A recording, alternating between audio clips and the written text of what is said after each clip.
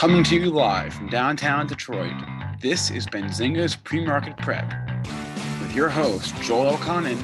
This is a volatile puppy here, isn't it? And Dennis Thick. I'm bidding a penny. I will buy the stock for a penny. With everything you need to start your trading day.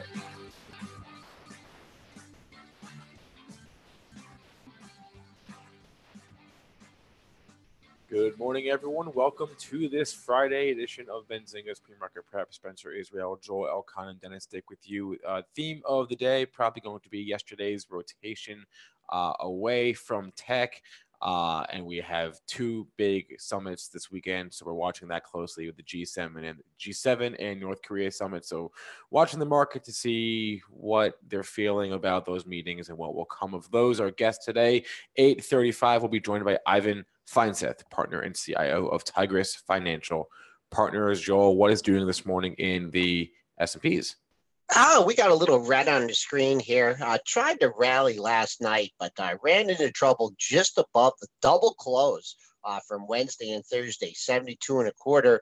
We fell all the way down to 27.52, but the buy the dippers came in once again, and we are back over mid-range on the session here. Mid-range is 27.63. This is basis the June contract, folks. I'll have September for you on Monday. So keeping an eye on that double close of 72 and a quarter. We got to clear that. If we do take out that pre-market low of 52 even, Wednesday's low is right there at 48 even. Crude, a little bit of a rally, but giving back 30 cents here, down 32 at 65.54. Gold in the red by $1.10 at 13.0190. Silver in the red as well, down 5.5 cents at 16.76. So, Dennis, were you one of those buy the dippers last night in the lower 27.52 handle? I wish I was. Obviously, we've come back off the low. So what, we're 14 handles off the low now? Yeah. Yep. What are we attributing the overnight sell-off to? Where are we attributing this to? Well, you can attribute it to just maybe nervousness, over the weekend, over the G7 meetings and the couple summits. I think when your biggest stock in the index that's led you the whole way up, down 1.22%, Apple, some of the tech follows suit. And also, Dennis, is what we talked about on the pre-market show. There was some rotation yesterday. Maybe, a big weekend. The markets are closed on Saturday. Never know what's going to happen with Trump, a wild card at these meetings. Why not take a few chips off the table, maybe get into some more conservative stocks. So that's what I'm attributing it to. Think in the chat, I can't feel my Facebook is agreeing. A rotation out of tech. Maybe we just extended the top of the trading range.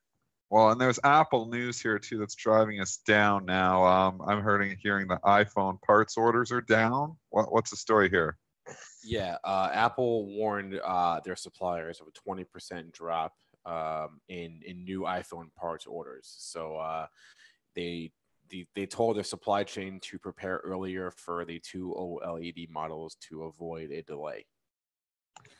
Yeah, and you can see the suppliers getting hit here this morning, but not only the suppliers, Apple itself, obviously, if there are less suppliers needed or if there's less parts needed here, probably means there's less phones selling is what the market's interpreting. That's why Apple's trade down $2 in the pre-market. It's been a nice run. Full disclosure, I'm still long Apple in my invest portfolio. It's going nowhere. It's been one of my best stocks. But that being said, it's been a hell of a run here. I mean, look at Apple. And let's put this in perspective because it has been a hell of a year and a half run. We were $90 back in the summer of 2016. Here we are 2 years later. Now we're 193. So the stock has more than doubled. Everybody who hated Apple at 90, and I can remember this back in the summer of 2016, I can remember talking on the show about Apple. And I bought more Apple back then. And I know Nick Shaheen was getting long. He was selling puts because both of us were looking and saying, this company's got $40 in cash. And you've got people giving a price target. There was literally on CNBC, everybody was bearish. I was seeing analysts come on and giving a price target of $70. I'm like, where are they coming up with this? This was in the summer of 2016. Because even, if everything falls apart, you just got to look at the cash they got. Like, you think Apple's going to trade $30 net of cash? Who's coming up with this stuff? And then you got technical analysts coming up and showing the charts and saying this move down, this is consolidation. The further move down brings us down to 70. Again, I don't care what technicals say. When you start to get, stocks just down to ridiculous valuations, and you start saying, they're trading close to where their cash component is going to be, that's why you got to have more than be a one-trick pony, especially in the longer term. Short term, if you're looking at charts and you're a good technical trader, it's one thing. But long term, if you're just making all of your decisions based on a chart, I think you're missing a lot of other fundamental information. That's why I was buying Apple during that weakness. I put in my invest portfolio, I put it on for trades, and actually, I did very well with it. Now I'm still sticking with it. It's up a long ways. But now you love Apple and you hated it back at 90. I mean, you're getting it backwards. I think Joel is on mute. The old mute trick. Joel hasn't done that in a long time, though. We got to catch him a break. He really has. Because he hasn't done that in a long time. And it's Friday. Give him a break. He used to do it once a week, but he hasn't done that in over a month. I think it was the internet at the office that really went down here for a second. But Okay. But isn't this like deja vu all over again? Like, don't we have this happen? Like there's rumors out, and then, some bozo's going to come out on Monday and they're going to lower their estimates. And, it just kind of gets the ball rolling, and maybe you have this negativism, all the way into the next quarter earnings, and then they come out and crush it again. So I'm not standing in front of this freight train here. I'm not shorting it yet. I'd love to see a little bit of a rebound. I was eyeing up some puts yesterday just because you had some consolidation up here. 190, you got a nice dip here. Boy, they really whacked this thing. Pre-market trading, all the algos hit it down all the way in 189 even. That's your 188 even is your pre-market low. It's 3 points off the low. Yeah. So still showing this by the dippers out there. I'm just looking at the couple lows from yesterday. I think 192 is going to be my level of control here. You had 3 lows right in that area, from 190, 192 to 192.34. So I'm going to use that. I like to see a pop up to 92, maybe put on a lower risk short here. I don't think we'll see that pre-market low today, but they hit it and it's bounced back now. Keep 192 is my number of the day, and it will be my number for next week too. Let's look at some of these other tech stocks that got wrecked there yesterday. AMD was a huge reversal day for that. I mean, you can look at it, 1574 the high. It made a new high on the move, and they made a new low. So it literally made a new low. So yesterday's candle was higher and then lower. So that's what I'm saying, reversal, all the way down to 1489. The party continues on the downside for it, 1462. Again, this is just a victim of too much, too fast. Stock is up basically 50% a month. It was too much, too fast, and started to give some back. And when the ball starts turning, it turns quickly there too. Now, that being said, I still think there's a lot of underneath demand in a lot of these tech stocks. So I don't think we're going into this whole, bear market for tech stocks here all of a sudden. You see a stock like AMD fall 15% or not, I guess not, over 10% in 2 days. And you're like, whoa. But I mean, let's put it in perspective. Things up 50% a month. So giving back, a third of those gains, it's not out of the ordinary. Did you dump this? Or did you? I did. Yeah, no, I'm out of AMD. And you know what? I think I would reinitiate it. It was just so much so fast. I mean, like I said, it was up 50% a month. It felt like it was overdone. I dumped early. I'm actually dumped early there, a little bit early. But, if it pulls back, I'm interested in it again. I still like Intel better, and I wish, I would have got the Intel. And if Intel is to pull under $50, I think I would pick it over AMD. But that being said, I mean, I can respect, people who are buying the dip here in AMD because these things come back, and I still think tech is going to lead us here towards the end of the year. So this could be an opportunity, but let's wait till the dust settles a bit and see how ugly this gets. Okay. Just for awareness here, AMD, that level that you hit yesterday, you hit a high of 1597. What do you know? You think there was a pile of sell orders at 67, Dennis, or 1597 high? All those market makers leaning on that 16 size had a free look at the downside. You got into the 16 handle. This was long time ago. This is going back to what, 2007. is the last time that you traded in the 16 handles. So that high was 16.19. Now sellers will step down off that level if we do in fact rally. Your pre-market low is 14.47. You're not far off that. Important to get back over $15 for me. 14.89 was the close. And you do have some support here.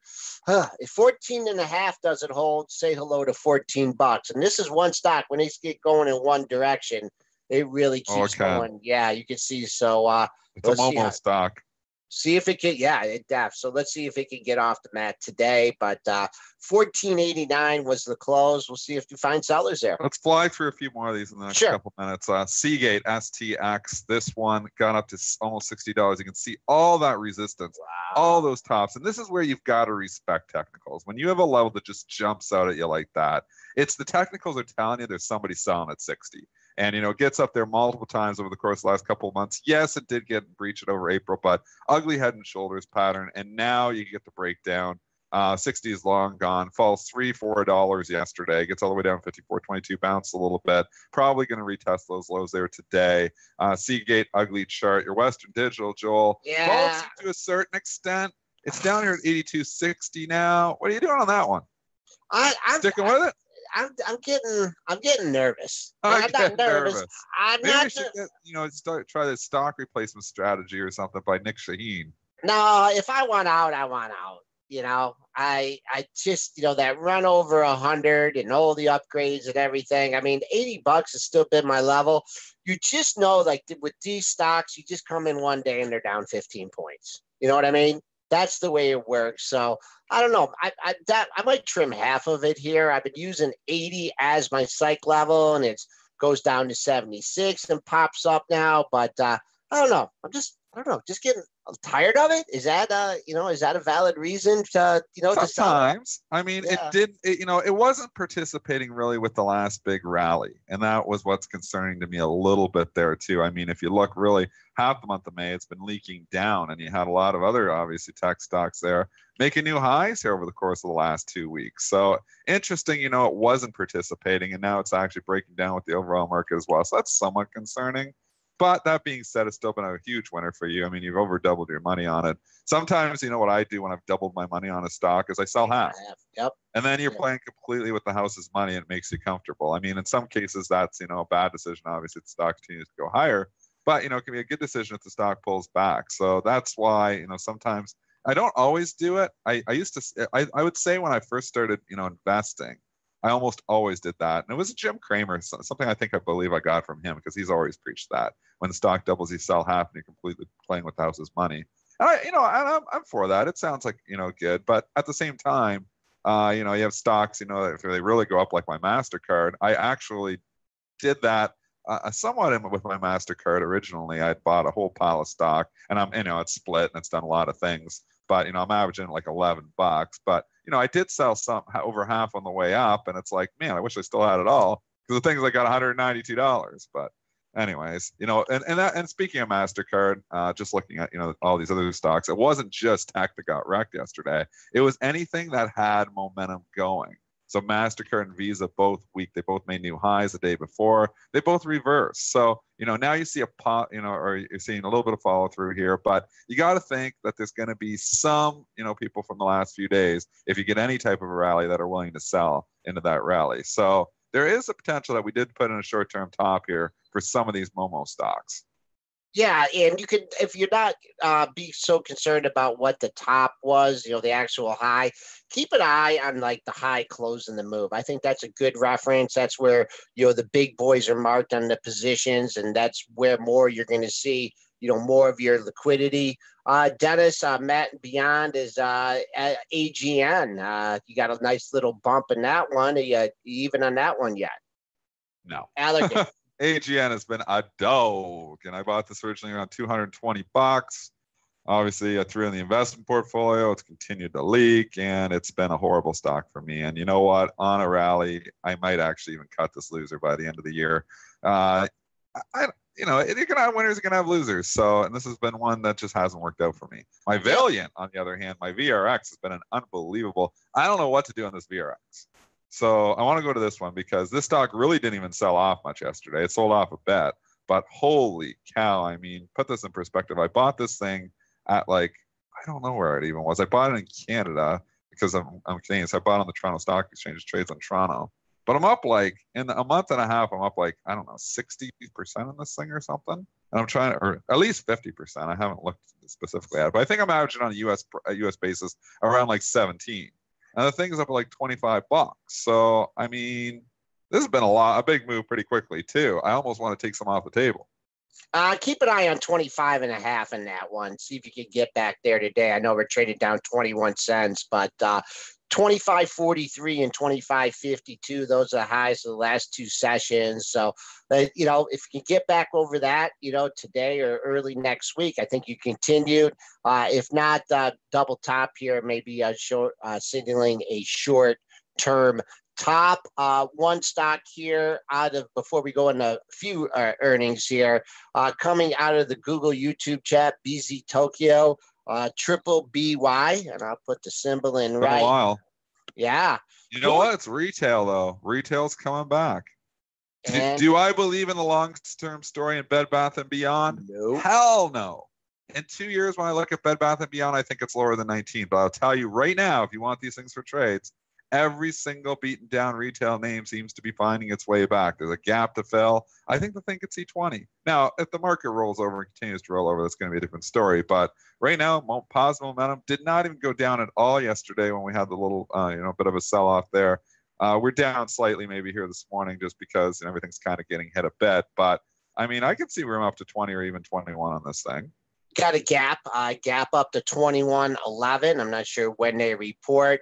Who was talking about this one? The Reverend Lemelson was talking about this one when we had him on the show a couple weeks ago. He was accumulating it. So not sure. I think when do they report? Do we have that? They report June 27th after the bell. Okay. Oh, so they are still coming up. Yeah. Oh. Yep. Well, Yep. Let's take a look at the kind of shoes that Spencer and Dennis wear. Zoomies. They had a good report, right? They sell. Those are the shoes, right? I have no idea, actually. Are they a shoe store?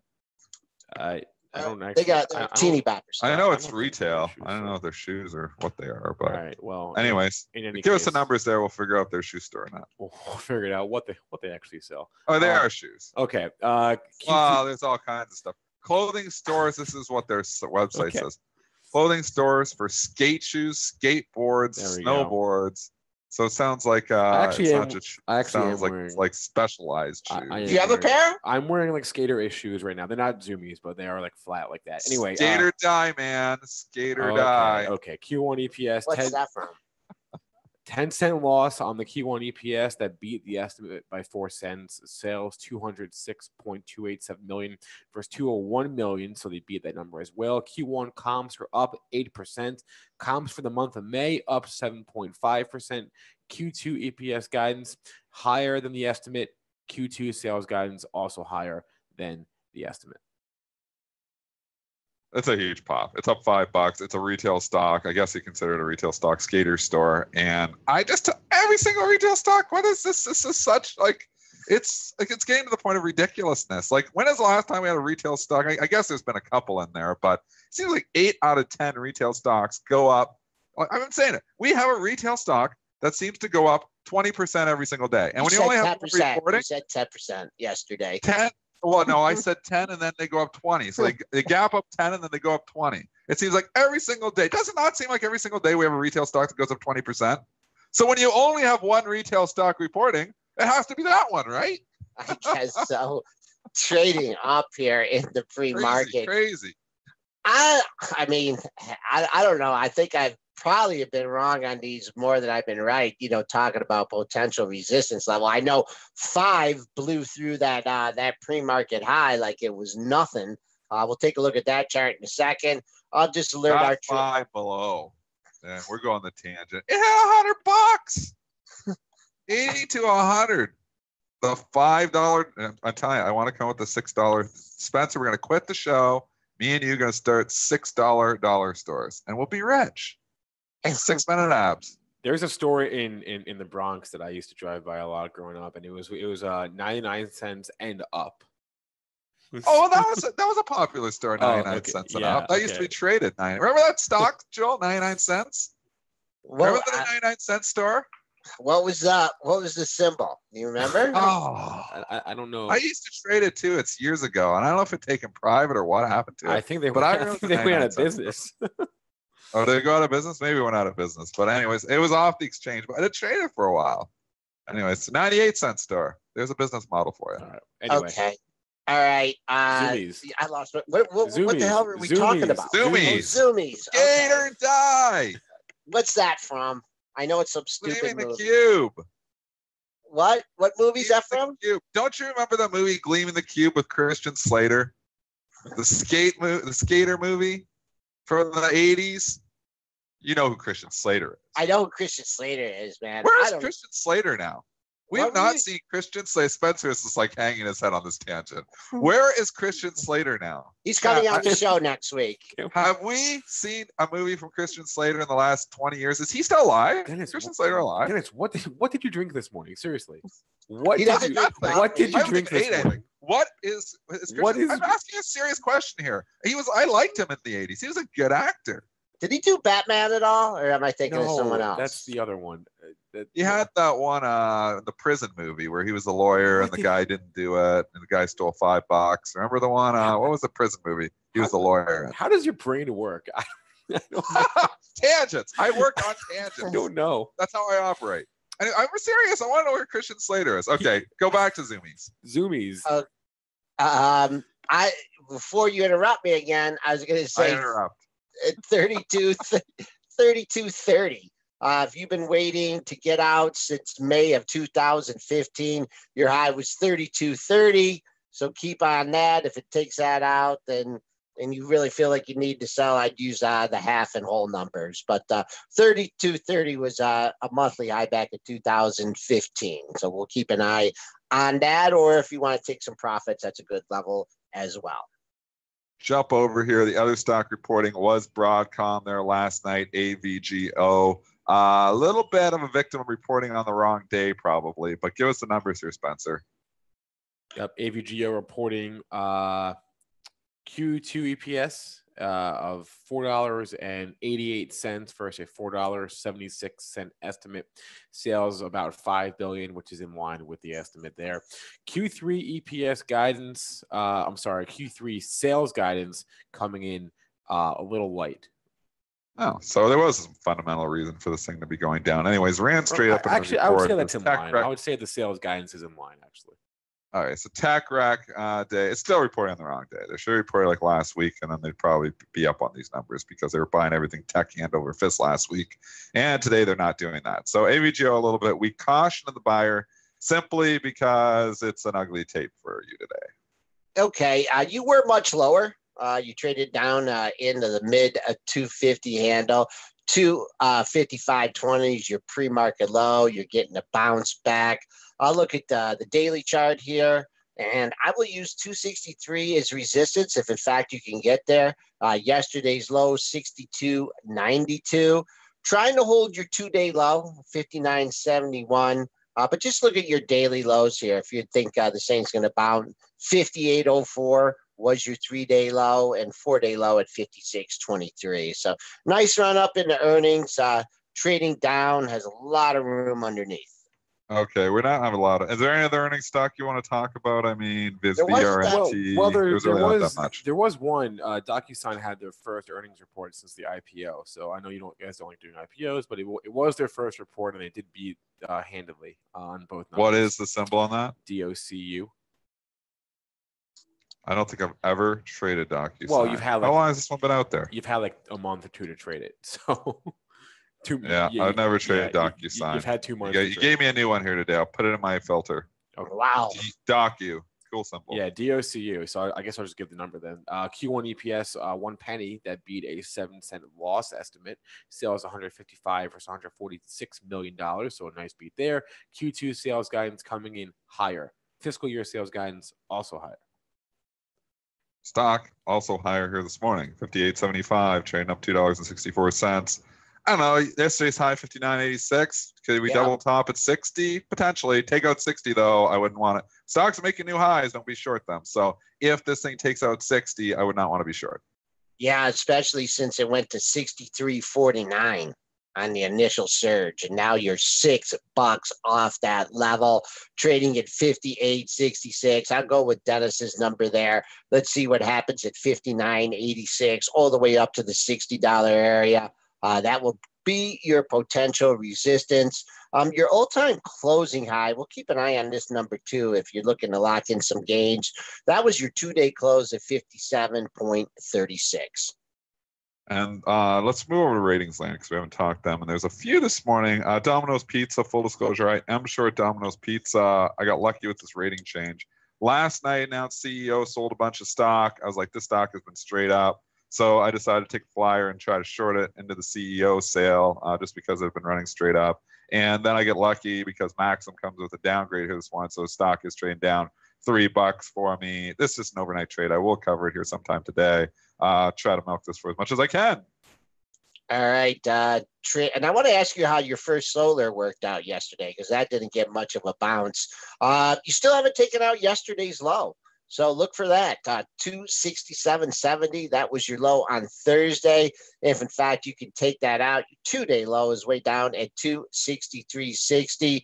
Coming back on the upside, if you're looking for a gap fill, not even a gap fill yet because you're still above yesterday's low. So keep an eye on 67.70 here in Domino's Pizza. And Dennis, the first solar, how did we do? It never really bounced yesterday. Were you able to navigate? I covered early in the 53 handle, and it did bounce. Actually, I was happy I covered for a little while because it got it back up in the 54s, but then it started leaking there again.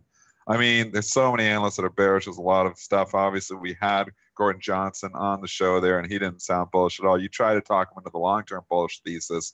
He tried to bite a little bit, but he really didn't bite. That makes me scared too, because Italia, nobody knows solar better than Gordon Johnson. If Gordon Johnson's got a sell rating on it, I can't buy it. When Gordon Johnson comes out and upgrades it again, that's when I will buy First Solar. So I am out. I'm just literally, that's how I play First Solar. I just listen to Gordon Johnson. Very underfollowed, I will say, on the street as well. Very underfollowed. I was going to try and, pursue that. What if, more states, started mandating this? But I mean, basically his answer was, the more demand, they're just going to crank up the supply. So it doesn't, there's not that elasticity that you want. So he did a good job. I'm not going to be touching these stocks as well. Maybe we'll get some kind of technical formation to lean on here. S&Ps continue to claw their way back. We are now, this is basis the June contract. We are up over mid-range on the session. 63.50 was mid-range. We just went to 65.75. So now we are 14 handles off that pre-market low. Sure, a lot of people would like to see that double close of 27.72 and a quarter. Couple chat stocks here. Scott was saying, what happened to LRCX? I never did see the headline on this yesterday. We looked in the pre-market for the headline, and then I never actually kept looking. Was there a headline yesterday that drove down Lam Research? Because Lam Research lost like $12 yesterday. We were really annihilated. It's down another 2 here today. Did we attribute that sell-off to anything besides, like, there was a tech wreck, but it really led it. Like, I mean, it was one of the first tech stocks that were down before any of the other tech stocks were selling off. The only headline that we have in Benzinger Pro is that an Evercore analyst said their near-term shipment outlook could be negatively impacted. But that's the only thing I've got. So I don't know. Wow. So in any regard here, LRCX annihilated yesterday. It's down here again this morning. The 2-day move, and I can just define my 2-day move, is typically when you have a sell-off, a major sell-off, out of the blue in a stock. Usually this follow through the next morning. That is what we're seeing the next morning. That is as far as my rule goes. It doesn't say, it's going to sell off all day. It tells you to short. So the play, when I'm playing my 2-day rule, is when you see a stock like Lam Research, which was consolidated for a long time, has a huge down day, the play is to actually short it overnight and cover the next morning. That is the play. And you would be making money if you were doing that. And actually, I played that with the Qs a little bit too. And I was short some Qs coming in. I've already covered. And what is going on with the market right now? Because we're coming all the way back. We're now only down 4 handles. The buy the dip again. No, I mean, was there? I don't think we had anything at 8:30, right? Did we We are see? in rally by the dip mode here. Holy cow. We were down. Where was the low? Where was the low overnight? How many Uh, handles were we down? 20 handles? 14. Yeah, we were down 20 on the night. Yeah, 20 and a quarter. And now we've taken back 14 of it. So, So we're basically, yeah, we've gotten 2/3 of the losses back here overnight. Just in the really since we started the show, even like we've rallied significantly. 5 handles since we started the show. So buy the dippers, they're out there. yeah, They're lurking. they're They got to lurking. shake these guys. All right, we'll see if we can get still keeping an eye on that whole 2770 area. Talk to Lamb Research. He wanted some levels. Okay. Lamb Research, buyer. Someone's sticking their nose out here right around 186. I don't know if they're how big of a buyer they are, but your last 3 brackets, your little 186, 186, 186 and a quarter. Maybe a little late here. I'd say if it doesn't get to 184.81, that was yesterday's low on the hop. This could rebound. It did close up at 188.83. So a real nice target, couple bucks below that, 184.81. Not sure we're going to get there. And the actual low of the move, man, this thing is volatile. The low of the recent decline, your April 25th low, 181.67. Bull for trade wants to know about Grub, GRUB. I'll tell you, the level I've got on my head here is just $100. It's 105. It's a ways from there, but that $100 we bounced off it on the kisser back on May 29th, 99.99. I think first time down there bounces there again. So I would say $100. If you get down there, maybe the next day or two. If you get continued weakness, that's where the bounce level is, in my opinion. Holy macro! Look at this thing. It was under $30. It was under monster. $20 in January of 2016. Just looking at the dailies here, that was not a pretty candle yesterday. You know, you pull back off the high and boom, 102. 102.05 was yesterday's low. I think it's very important for this thing to hold that close. I see it's up 9 cents here at 105 even. But I think I'd like to see 105, 105 and a quarter, 105 and a half. If you're thinking this is going to be going up and not holding 105, you got a lot of room down to yesterday's low at 102.06. Then you got chat wants to know about Micron. We got Edge Seeker, Spinner, Angie Baby, TT Mac. Everybody's talking Micron. I mean, Micron's always fun to talk. It really didn't sell off that much yesterday. I mean, it held up fairly well and not a great tape for tech. And, you know, it's kind of consolidating here around 60. The only thing I will say is it's struggling to get over 60. Multiple highs there. And if it can't get over 60 in a hurry, then you start to get concerned that we could start leaking seriously here again. So 60 is the bogey. If you want to stay bullish, you need this thing above 60 like today. And if it can't, it's going to start to fail. And then you can see this thing back down at 55. Full disclosure, still got Micron in my invest portfolio, still sticking with it there. But that being said, it's somewhat concerning the 60 level. And someone's just targeting that 60. They're not putting a big old order out there for the whole world to feast on. But yesterday's high, 60.27. Your 3-day high right there at 60.14. And then your May 31st high, 60 and a quarter. Also on those days, if you did not post a close over 60, your last close over 60 was on May 30th at 62.57. So not only do you need to clear it intraday, I think to confirm another leg up the new not all-time highs, but high of the move, you got to get those closes above 60 as well.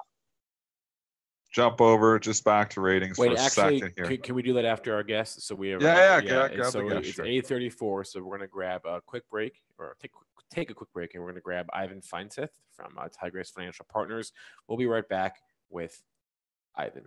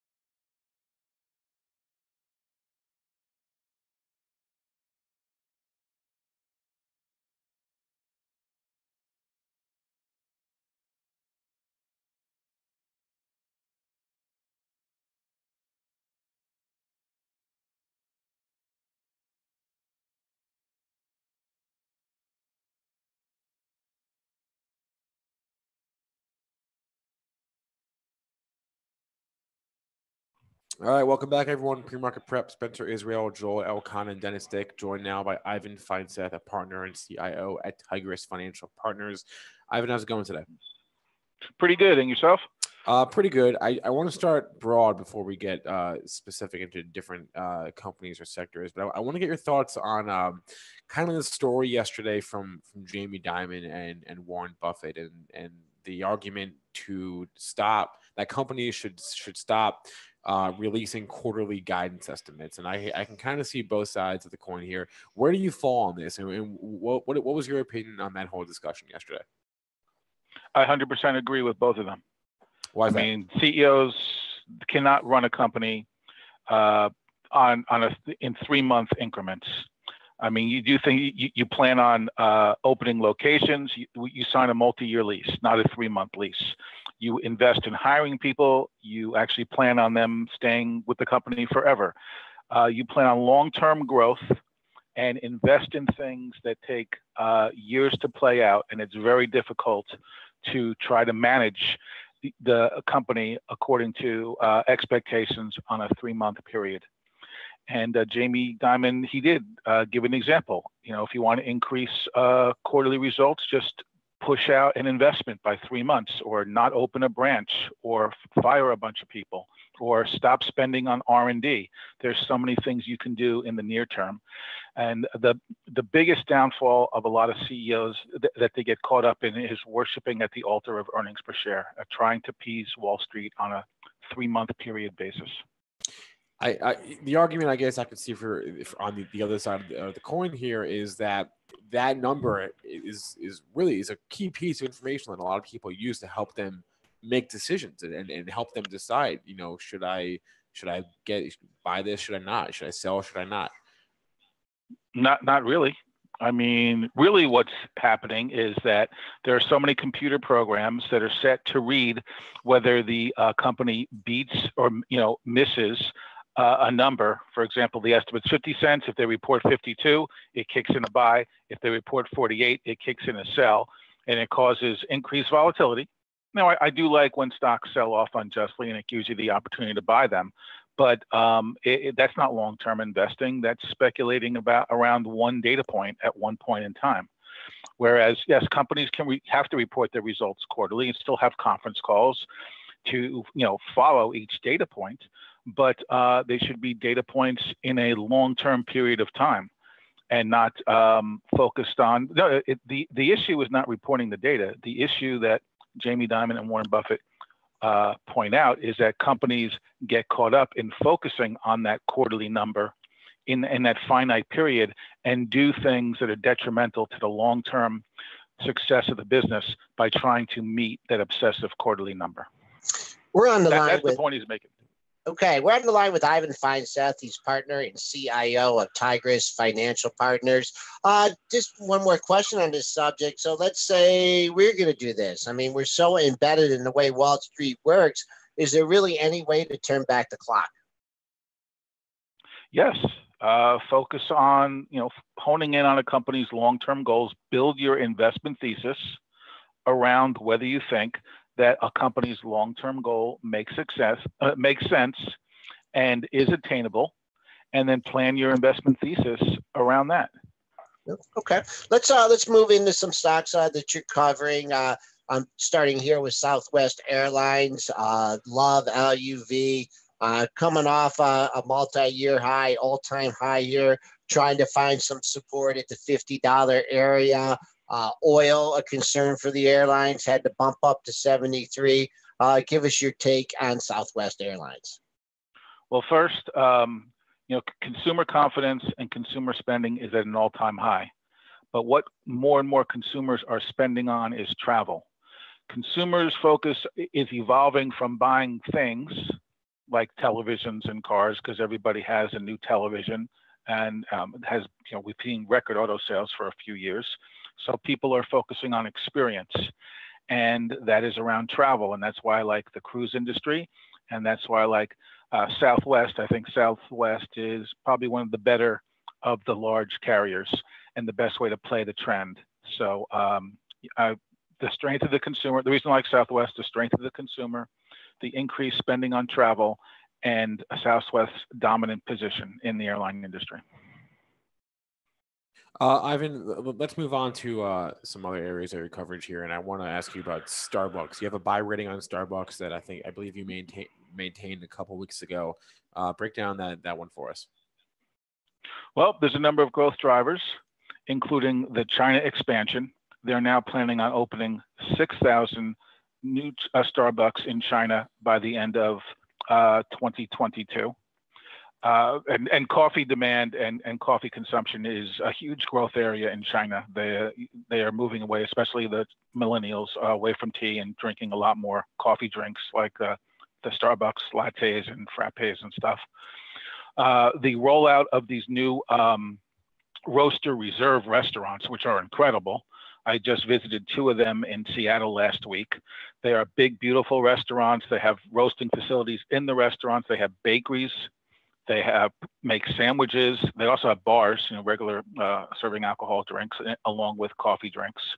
They are really focused on the experience, and these 3 things are going to be the next driver for Starbucks. And the third thing, is their new deal with Nestle's that helps Starbucks roll out to in-home consumption of Starbucks coffee. I know someone, or I believe one of my colleagues, that reached out to you a few days ago after the announcement that Howard Schultz was resigning, and you said that was a buy the dip opportunity. Can you just kind of elaborate on that? Well, you never. It's always sad when an iconic leader leaves the company, but it eventually happens. He's been there for 40 years. And so if any negative reaction to that, I thought was a buying opportunity. The stock really didn't sell off that much. I mean, it came down maybe $1 or $2, and it's still back to where it was, around $57 before the announcement. But so any weakness on events like that, I always view as a buying opportunity, especially in this situation where the long-term prospects are so good, as these 3 key initiatives, as I highlighted, I believe will create a lot of future shareholder value. Ivan, Dennis Dick here. Just looking at some of your coverage there, and you still got a buy rating here on Square SQ. The stock has had a monster move in the last month and a half. I mean, from a valuation perspective, I have trouble grasping it, but give us the bull thesis here, why you think Square could still go higher. Well, Square is just so much more than a payment processor. They are evolving to a business management process company that evolves around the payment. They offer companies CRM systems, employee management systems, scheduling, food ordering, all of the kinds of things that have driven the increased adoption, which started as what they call the micro merchant or casual credit card acceptance, to really getting a strong foothold in the quick casual, which is what they call the fast food industry now, market. They are gaining in the restaurants, which are using credit cards more and more, and the economics of smaller transactions are actually better for the credit card companies. So the growth engine is what they're doing beyond the payment, and they are getting a lot of success and a lot of new adoption. Real quickly here, we'll ask you about Facebook. Really recovered from that data breach, roared back to make a new all-time high. Trading down this morning on another breach. It's just kind of being overlooked here, or maybe not overlooked, down to $127. Nice run up here. Could you give us a price target or your current outlook here for Facebook? Well, I don't use specific price targets, but my outlook is positive. And I think if I had to give you a projection on where the stock will trade, I think it will be over $200 a share shortly, probably by in the next couple months. But the issue around Facebook's data is interesting, is that it never was a hack of private data. It wasn't like somebody got access to people's credit card or bank account numbers or social security numbers. The data that Facebook has and uses and shares is data that people put out there for other people to see. So if you publish your data, for example, your name and your address, and people put pictures of themselves and all of their friends, and this is used by advertisers to better target the users.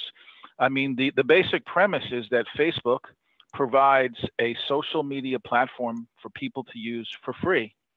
and it's free for the user, but it's really advertiser paid. And the advertisers, or Facebook gives advertisers access to data that the users put out there for everybody to see. Now, the issue may be that it was not, if you wanted to make your data private, it was not that easy. I mean, you can go into the settings, and not everybody goes into the settings to adjust the access to their data. But it's not a traditional data hack situation, even though the biggest gray area is that they did share data with device manufacturers to enable those manufacturers to create apps that use Facebook data. But some of those manufacturers are in China, and there has been issues about restricting access to companies in China to data in the US. But again, it's data that if you are a member of Facebook, or even not a member, you can see most people's data. So it's really data that's in the public domain. So it's hard to say that it was hacked. Fair explanation here. And just one more thing, just kind of want to pat you on the back, congratulate you. We had you on a while ago, and we had you on a debate on Herbalife, and you were on the bull side, and the stock went up and did a split here. Just any updates on that before we let you go? They continue to grow. They continue to introduce new products. There's huge demand for personal nutrition, and there is a huge interest in people, expressing their entrepreneurial spirit by having a small sideline business and working with some of these companies like Herbalife and New Skin and USANA, and all three stocks have had great runs. It was unfortunate that Herbalife was so horribly targeted by Pershing Square, and I said from the beginning that their investment thesis was flawed. And I believe in shorting stocks. However, I don't believe in shorting stocks and then trying to become a catalyst of its demise. But Facebook is a 37-year-old company that has had a strong history of profitability, and people like the products overall and like being able to make some money in selling them. And you're going to have extreme success stories on one side, and then unhappy, small groups of unhappy people with any company or any product. But overall, they produce a good product, and they provide a program for people to make money. And there's growing demand for nutrition and skincare. And in the nutrition and skincare industry, I believe the interpersonal relationship in the selling process works well, and that's why these companies, and Facebook in particular, has been very successful. Ivan Feinseth, thanks a lot for the time, and have a good weekend. You too. Thank you. All right, 8:50 now on my clock, or 8:49. You want to do some imbalances, or wait till the end of the show, or you want to go back to ratings, Dennis? We can do the imbalances here right now. Alibaba 75,000 to sell. It was an ugly day for Alibaba there yesterday. It tried to get up over 210. We know we had the AABA weighing down on it because that was doing that actually had that headline there that was going to be able to sell Alibaba shares. Convert over into AABA. So that's why you saw BABA actually weak. It was the AABA weighing down on it, but then tech just started rolling over. So BABA, the train started going. It just kept going down.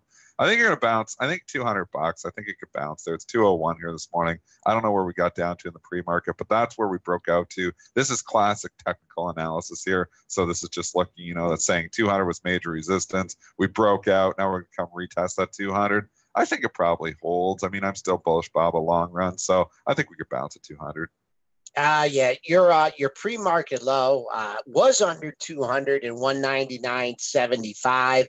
You could just see all those tops in that area. If you want to just pinpoint a number under 200, 199.45. That was the low on the day before it finally blasted through 200 and got up over 210. So keeping an eye on 199.45. If you do go into rally mode, a couple bucks up.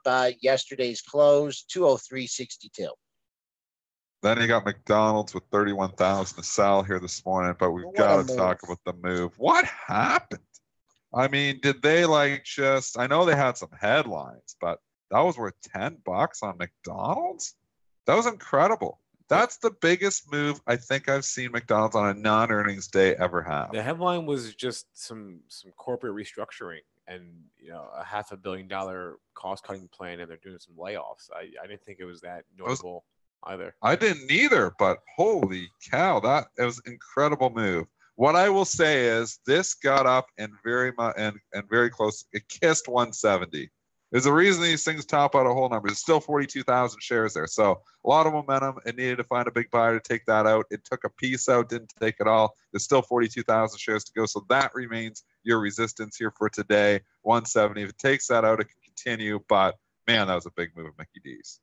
And I thought maybe I saw a headline too about like upgrading their quality of beef in their burgers or something. I don't know. Maybe they got good. I like McDonald's food. I mean, maybe the quality isn't there, but it tastes good. Yeah. If it wasn't bad for you, I would eat at McDonald's all the time. And I know my boy just chants Happy Meal. I mean, he's like, everything is all about Happy Meal. That's his favorite food in the whole world. I mean, it's so good. The marketing to it, eh? You got the free playground there that you go into. You can go in there and eat. Me and him can go in there for like $15. Eat lunch. He plays for an hour. I mean, how do you beat that? $15. What is Spencer eating? Wait. Time out. The McDonald's in Canada still have like the playrooms? Yours don't have playrooms? They got rid of those in like the 90s, I think. No, there's come still on, some really? Spencer. There's got to be some that still have playrooms. I haven't seen one. Are they all McCafes over there now? I haven't seen one. Oh yeah, we're loaded up. All our McDonald's have like the Flow Play, the slides, and all that. You know what? These McDonald's slides, and now I'm lucky. Spencer's 3.5, so he can go up the slides himself. But like 2 years ago, he wanted to always go up the slides, and he's barely walking a year and a half ago. So I would go up those tubes, all those tubes with him. And I can remember being up those tubes thinking, first of all, I'm thinking, man, I don't think they clean these things very much because it looks like a kid puked over here. It looks like there's a booger over here. And I'm like really disgusted that I'm in these tubes. And then I start getting claustrophobic. I'm like up in these things and I'm like, oh boy, And then I get to the top and my 1.5-year-old decides I'm just going to slide down ahead of daddy. And he goes all the way down the slide. And then I'm like, well, I don't even know what to do. My kid just slid down the McDonald's slide. I'm up at the top of these tubes. And I'm like, well, if I slide down, what if he's at the bottom and I hit him? So I didn't even know. So now I'm trying to get out of the tubes. I'm in panic zone. So maybe they should get rid of those tubes because they're scary. They still have what I'm them. talking about? Those slides and those tubes you climb up? Yeah, they still have them here, I think. Yeah, no, I know. That was incredible moving that yesterday. If you're trading it, let's see. I mean, 170, the size is there. The market's red. Let's see what happens if it can even get to the close, 169.48. I think you'll see some sellers there. And yesterday's low way down at 163.69. So big move for Mickey D's yesterday. 854 here. I didn't see much on ratings, Dennis. Did you see anything interesting in ratings? It was slow. Conoco. What'd you see, Spencer? I saw Conoco up at Bernstein, that one. What else did you see, Mr. Spencer? Yeah, Conoco was honestly kind of the only one that I saw. Domino's Pizza we already covered. Royal Bank. There really isn't. The ones got upgraded. Macquarie. There was quiet. You know what? Friday. So if you want to talk ratings, Mondays and Tuesdays are always the busiest days. I think that's because, Mondays, it's the first work day. They're getting stuff out there. So Monday night's a big day. Tuesdays always seems like the busiest day. So if you were working on your research report over the weekend, maybe you didn't quite get it done on Monday, you'll publish it on Tuesday. Wednesday starts to slow down. Thursday starts to slow down. Nobody publishes research on Friday. They all like their 4-day work week, these analysts there. No offense to Ivan, who we just had on the show if he's still listening. But you never see a lot of research reports coming out on Friday. Okay. All right. If there's any other stocks in the chat here, I see Grant Wilkerson mentions Tesla 450. I don't know if that's his personal target or someone on the street is talking that.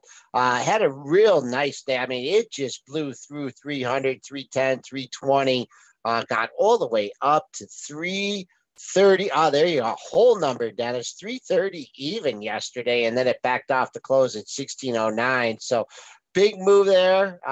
Important that it holds that close at 316.09. I guess Nomura is the one that's taking action on that. S&Ps, we're talking June here.